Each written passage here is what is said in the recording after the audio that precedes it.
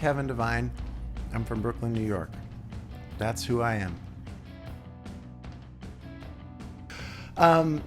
Miracle touring was a lot of fun and super chaotic, and also Miracle was a band of young people, which means it was riddled with insecurities, passive aggressions, poor communication, and it broke up. I love the last Miracle record. I haven't listened. I don't really know what it sounds like right now. Like sonically, I'm sure it's kind of crazy sounding, but we made that record. I love that we got to make that record. We got to go to Europe. We never came here. We went to Europe twice, Canada twice, the States a little once, and that was about it. Well, my memories were all like pretty fast-paced, drinky, druggy. Also, everything was new. It was fun. It also was a little dark in spaces. We were either like really close or everybody fucking hated each other. Not really, but you know what I mean. Bands are dysfunctional. So weirdly, Miracle toured Canada in early 2001. Then I toured Canada by myself in the spring of 2002. My younger brother and my buddy Kevin Kolonkowski, who was on the first Miracle tour there too. He just kind of hung out, drove with us. But then I got an offer solo to come tour Europe for 7 weeks in January, February of 2003 with a Vagrant Records band called Kofax in their van. I'd never been here, but I'd done 4 UK shows in 2001 solo with a Norwegian hardcore band called Billion Dollar Mission. And I was like in their van with a bass drum in my lap, and I played like a sandwich shop in Wigan or something. It was like it was a punk rock tour, DIY tour. Someone from a booking agency in Berlin happened to be in New York and saw me play a solo set opening for Cursive at a club called Brownies and offered to book me in Germany. And then I had no idea how real or connected or whatever this person was or wasn't, but I was like, sure. And then I feel like he might have sent Ralph Demart. I feel like he might have sent Circle Gets the Square to Defiance Records in Cologne, and they first put out Circle Gets the Square, and then they went back to Miracle, and they put Every Famous Last Word out when that came out. This is a lot of words to say. I toured Europe extensively as me before Miracle had ever done any of that, and I was kind of doing both at the same time. I think the primary adjustment, which is still the case, is that like the comfort that has to be, the piece that has to be brokered with whatever amounts of solitude / loneliness can pop up. But how I was behaving was entirely the same. It was pretty like drunk, druggy, fast. I was doing more of that at times by myself than I was with those guys, but there was aspects of that were kind of okay too. And also, I think what I do remember is I was pretty like, it was just wide-eyed everything. Do you think that's okay? Like just how new it all was. And like I remember the first show in Germany with Kofax. We were here first and then we went there. And there was a little club in Münster called Gleis 22, like track 22. It's probably still there. And there was a curtain, and the curtain opened, and I came out and sat on my little stool.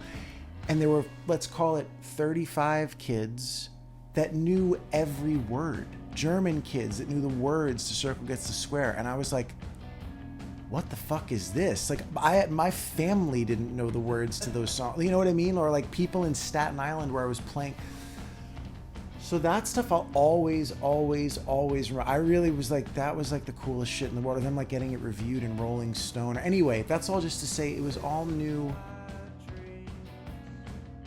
I mean, there's so many. We did Lucero over here in 2007. I did shows. I did, brand new stuff, Manchester Orchestra stuff, festivals, Give It a Name. Like, and then yes, in the States, it was billed sometimes first of 4. I think I did a tour there that was like Manchester, a band called Annuals. I was opening for them.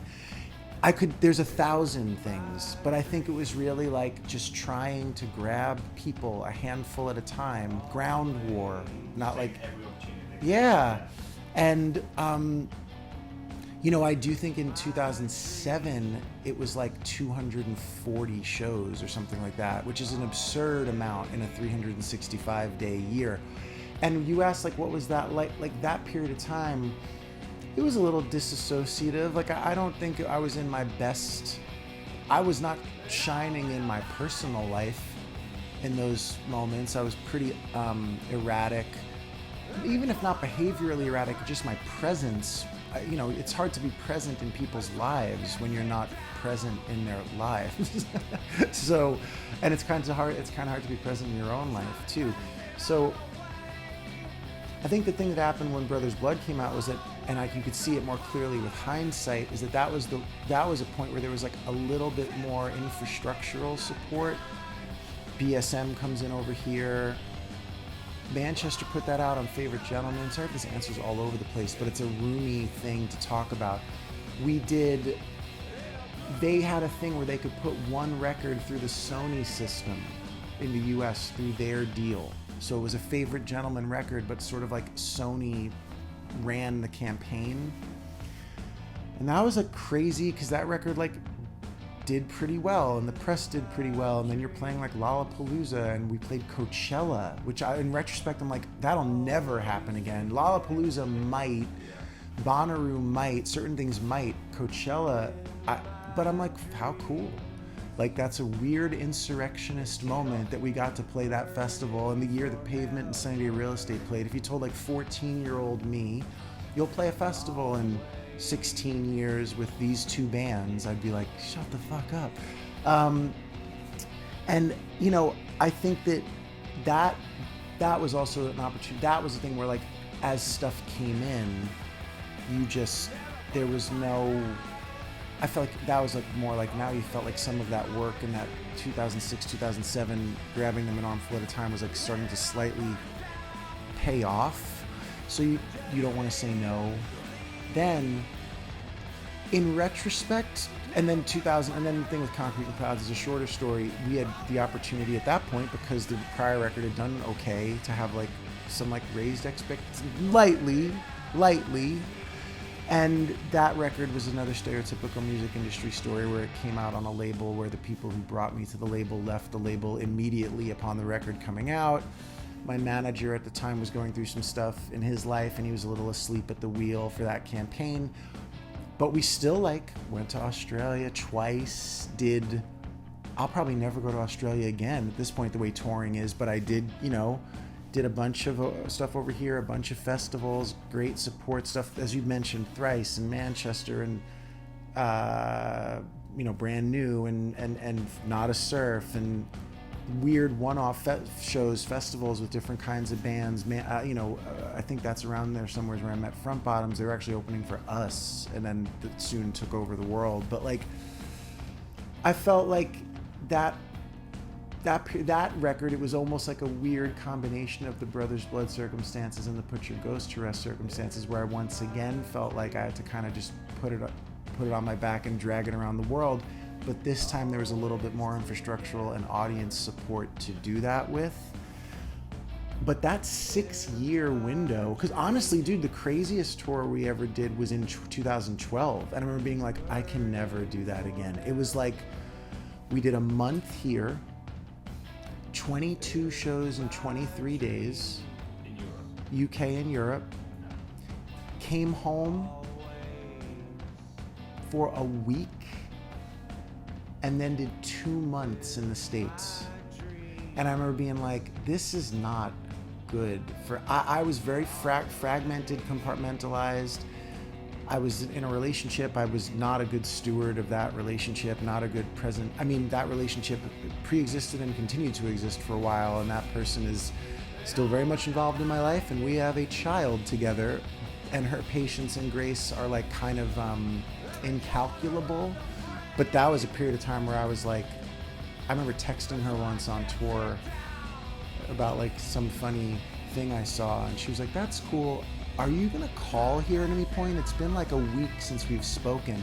And I just I completely lost track of that. It wasn't intentional even. It was just like, at some point, you're just really trying to keep what's in front of you together. And sort of what the thing is like, as cool as all of this is, the realization eventually is like, it's not what's actually, it's important, but it's not what's it's not the most important thing. And I was not an effective steward to those things, if that makes sense. Oh, yes. Well, that band's touring life is so relatively compact. Like, I think we did 5 shows for the first record. Yeah. Is that right? Something like that. Last year or the year before last you came back? 2019, right before COVID. We did the second record. It's the thing we did the most touring on. And that was like 2 tours, 6 months apart, and like a couple of festivals. Bad Books keeps it pretty light as a touring entity, but we did do 2 halves of what amounted to like a most of the US tour in 2019. And you know, the touring with them is super fun because it's like a little bit, it's like part vacation, part, but that was a funny time in my, like I was kind of going through some transitions personally, and there was some stuff going on in their worlds. I'm not telling tales out of school, like Robert's father had just passed away. Like there was a lot of shit around that tour. So yeah, the last night of the second leg, the next day, this was in August of 2019 in Austin, where it's hot as fuck. And the next day we were going to fly first thing in the morning to Columbus, Ohio, so me and Manchester could both play a festival. Not Bad Books. Yeah. Like the band was playing its last show, and then we were going to a festival and playing. Just happened to be booked. Yes, exactly. So the thing was like, we were sleeping in our bus after the last show, and then we were just gonna go straight to the airport. So we get on the bus and we're laying there, and it's hot. And it's like really hot. And at some point it's like, oh, this isn't changing. And the driver tries to turn the engine over, and the AC is just not happening. And it was like, no exaggeration, it was one of those nights in Texas where it's like 90 degrees, whatever that is, 30, I don't know, I always get those conversions fucked up. At 1 a.m. You know what I mean? Like breezeless, flat, and it was just like us laying there. And I remember like being in like the different bunks and hearing like Andrew just be like, oh my God, you know, like, and I just started like making up shit, like rumors that Bob Dylan had died, and like fake New York Times links, and like taking pictures of him off the internet and drawing on his face and like crude Photoshop, like RIP. Just trying to make them laugh. I feel like that's part of my function sometimes in those dynamics, is to be like, I'm not above a little bit of clowning. I'm certainly not above a little bit of clowning. But yeah, that was unpleasant. And that's the kind of thing that I really would like, when I've had a lot of jobs. The worst aspects of this are still like, you get up and play songs for people. That does not mean there are not various indignities, discomforts, whatever else.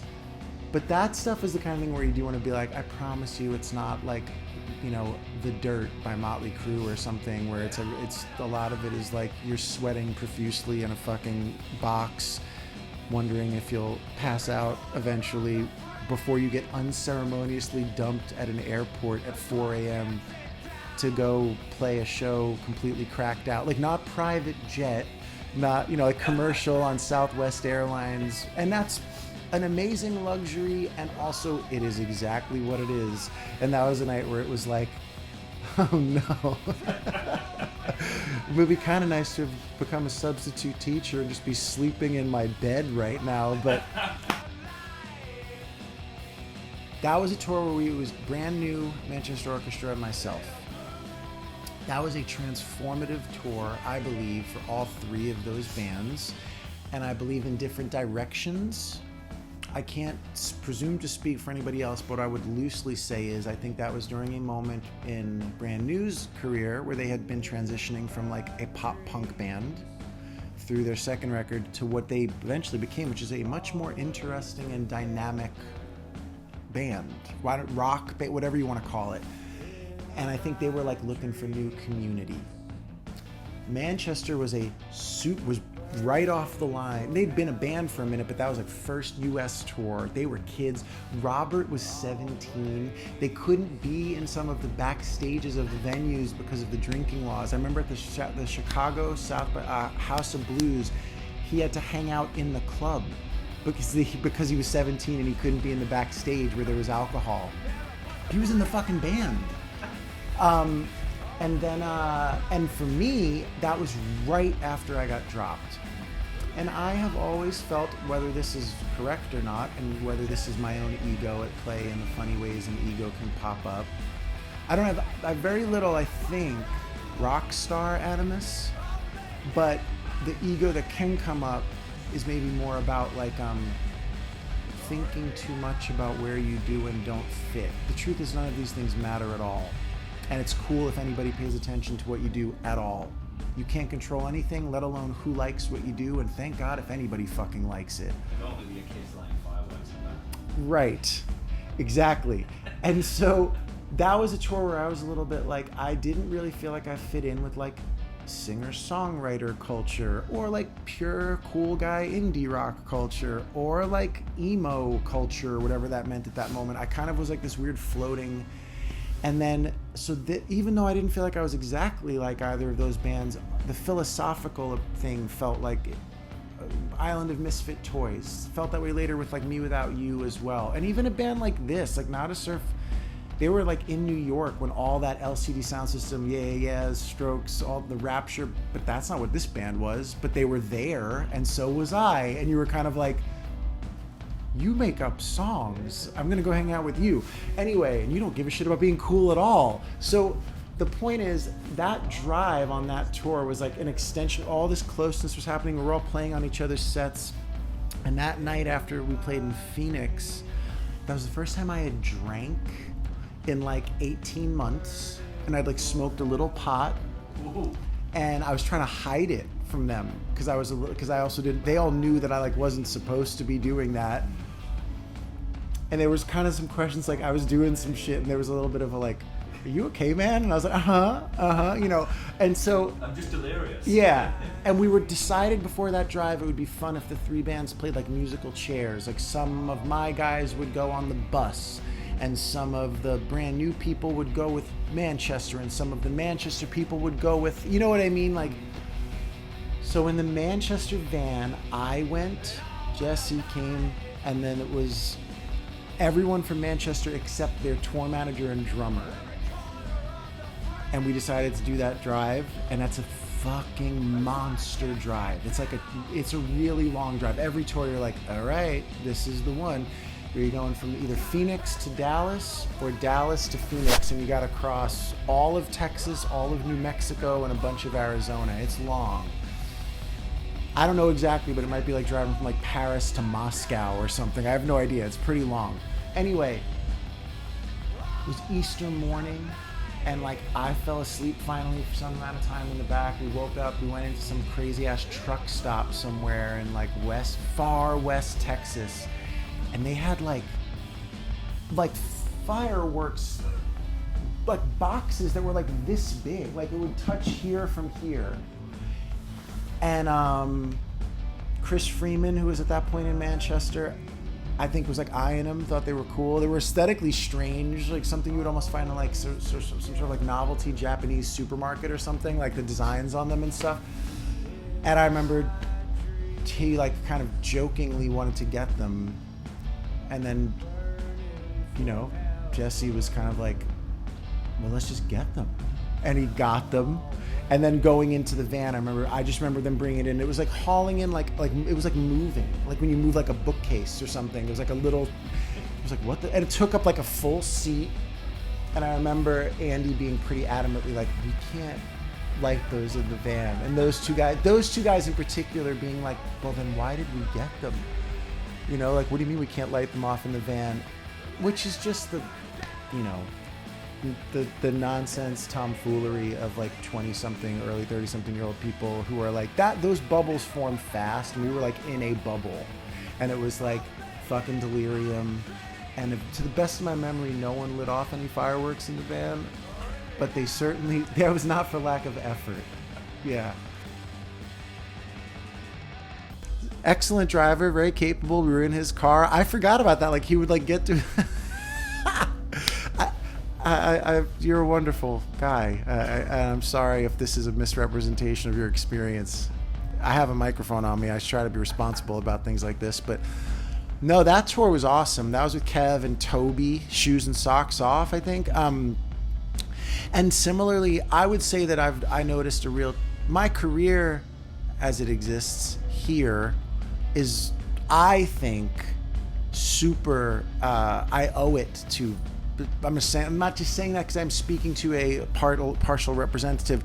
That BSM like rooted me, gave me like roots here, and gave me like infrastructure here, and gave me like an on the ground presence here that I had not had until Brothers Blood.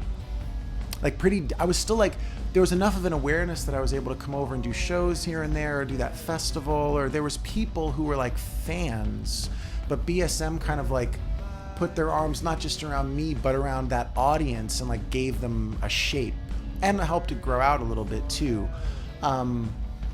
So I definitely remember that tour was like really lovely. Like there was, to me, again, it was one of those things where it's like, you can either worry about how many of them are there, or you can be like, wow, there's people at these things who actually know this shit. And it doesn't mean I never do the other thing. It's hard to never do that, but the spiritual work is like to walk back from that and just be like, how cool.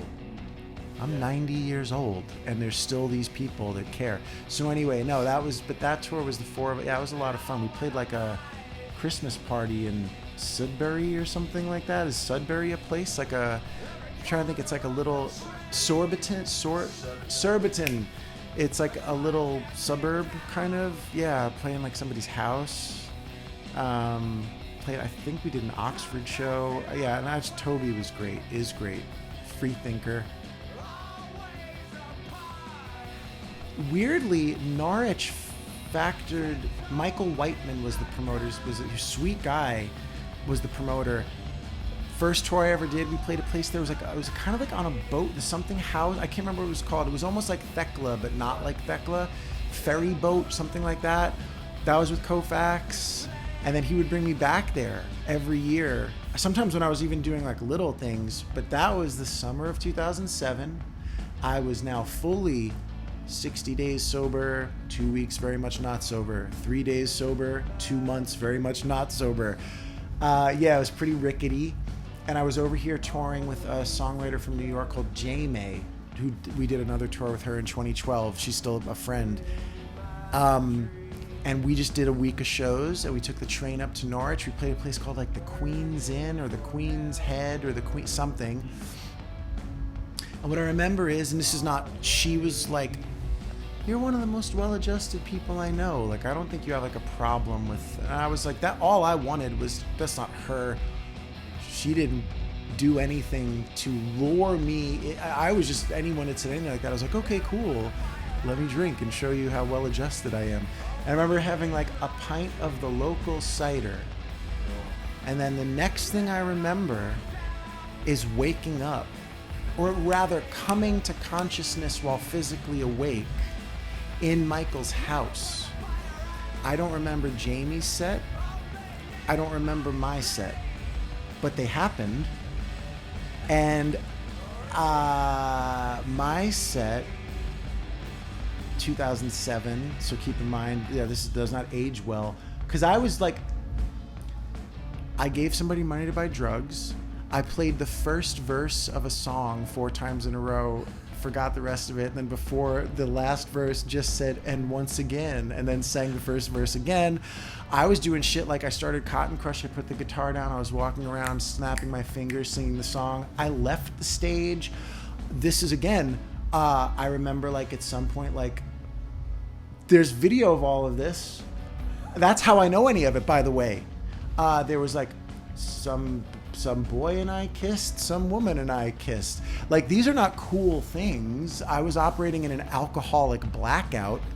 And I remember, the reason I know it is because the next day somebody from New York texted me and said, are you okay? I saw some troubling stuff on YouTube. So the Bowery Ballroom is my all-time favorite place to play music, and I saw so many formative shows there. So we'll say the Bowery Ballroom. I'm gonna make it a 3-band. I'll make it a 4-band bill to keep it light, and I have to put myself first, right? Because I feel like you would want to be there. Oh, I could just go. So wait, I'm not gonna put myself on it. I will just go. Okay. Well, between the middle of either or and leaving to go make Figure 8, so for all of XO, Elliott Smith lived in New York and in Brooklyn, and we used to go he used to pop up and play random shows at these bars, and you'd hear about it like in an hour, like Elliott's gonna play at Luna Lounge and you'd be like, fuck, I never got to I saw him play like 12 times when I lived in New York, when he was living, because he was playing a lot more. We'll put him on, and he would be the headliner for me at every show, but just because I'm cheating a little bit with the New York thing. Well, we'll put Not a Surf on first of 3, New York institution. Then we'll put now none of whom live there, but they did forever. They're from there. We'll put Elliott on second of 3 because he made formative music there, and it was formative time in my life. And the headliner from New York. This is hard. I feel like the obligatory thing is like you have to say like Blondie or Talking Heads or the Ramones or Television, or you have to say like LCD Sound System or Yeah Yeah Yeahs or The Strokes. So I'm not going to say any of those bands. I'm going to think of something more interesting to me than that. Oh my God, this is a hard question. Oh, I'm going to put... No, I know it. We're going to bump everybody up one. First of 3 is going to be CR, Compassionate Revolution, Staten Island hardcore band, mid-90s, formative band. Watched them play many shows at a place called The Joint on Staten Island, which was a rented VFW hall. And the singer Brian Cavallone was in a band called Fallacy before that was a formative band. So this bill, just to clarify, is going to be CR, Not a Surf, and Elliott Smith. And we can't have any of the 70s or 2000s bands there because it's too obvious. That's the answer. Perfect.